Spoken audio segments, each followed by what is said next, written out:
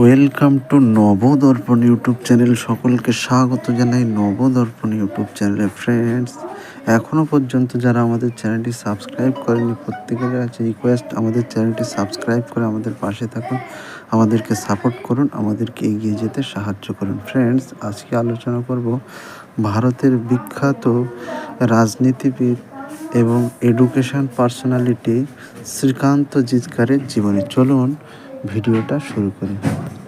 শ্রীকান্ত জিচকর ছিলেন একজন ভারতীয় রাজনীতিবিদ। তিনি ছিলেন হরেক রকমের অনেক ডিগ্রিধারী ব্যক্তিত্ব। তিনি ভারতের সবচেয়ে বেশি ডিগ্রিধারী ও শিক্ষিত ব্যক্তি।